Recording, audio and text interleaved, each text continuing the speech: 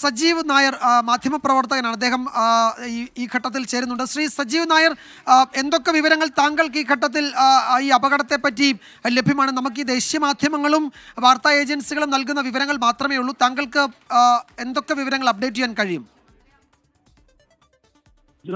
ഞാൻ ഗുജറാത്തിലെ പ്രാദേശിക പത്രപ്രവർത്തകരെ സമീപിച്ചപ്പോൾ അവരിൽ നിന്ന് കിട്ടിയ വിവരം അനുസരിച്ച് മറ്റേ ഹോസ്പിറ്റലിലേക്ക് കൊണ്ടുപോയിട്ടുള്ള ഡീറ്റെയിൽസ് ഒന്നും അവർക്ക് അറിയില്ല. ഇപ്പം 242 യാത്ര അവരുടെ ഡിപ്പാർട്ട്മെന്റ് പറഞ്ഞ 242 യാത്രക്കാരാണ് ഈ വിമാനത്തിലുണ്ടായിരുന്നത്.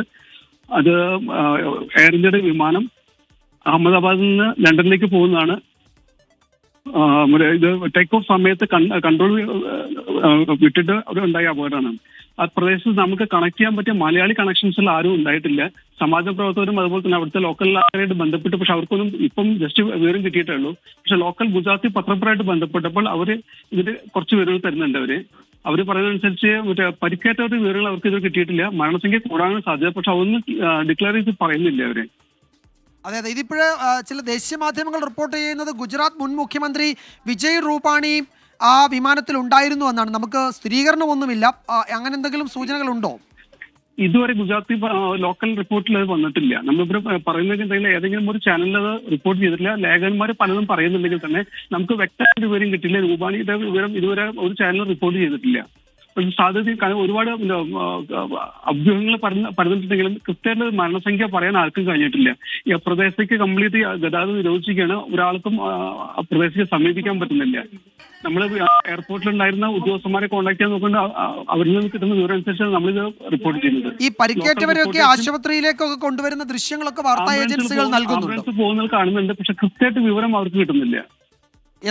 ഇതില് അഹമ്മദാബാദ് ഒരു സിറ്റി സിവിൽ ആശുപത്രിയാണെന്ന് തോന്നുന്നു. ഈ അപകടം നടന്ന സ്ഥലത്തിന് ഏറ്റവും അടുത്തുള്ള ഒരു ആശുപത്രി, ഒരു വലിയ ആശുപത്രി അല്ലേ? അതെ, സിവിൽ ഹോസ്പിറ്റലിലേക്ക് അവിടേക്കാണ് കൂടുതൽ ആംബുലൻസ് പോയിക്കൊണ്ടിരിക്കുന്നത്. അപ്പൊ പ്രദേശത്തേക്കുള്ള നമുക്ക് മറ്റേ ലോക്കൽ ആൾക്കാർക്കോ അതിൽ റിപ്പോർട്ടേഴ്സിനോ പോകാൻ പറ്റാത്ത വിധം റോഡ് ബ്ലോക്ക് ആക്കി വെച്ചിരിക്കുന്നത്. എല്ലാം ആംബുലൻസിന്റെ ശബ്ദം മാത്രമേ ഉള്ളൂ. ഈ ഹോസ്പിറ്റലിലേക്ക് പോകാനുള്ള ഹോസ്പിറ്റലിന്റെ ഡീറ്റെയിൽസ് കളക്ട് ചെയ്യാനാണ് നമ്മൾ ശ്രമിക്കുന്നത്. എയർപോർട്ട് ഭാഗത്തേക്ക് ആരെയും കടത്തി വിടുന്നില്ല.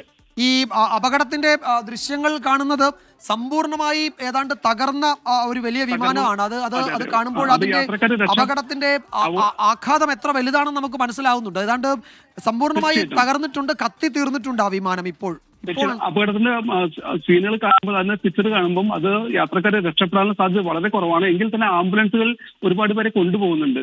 അപ്പോൾ പരിക്കേറ്റവരുണ്ടാകുന്ന ഒരു ആശ്വാസം തോന്നുന്നത്.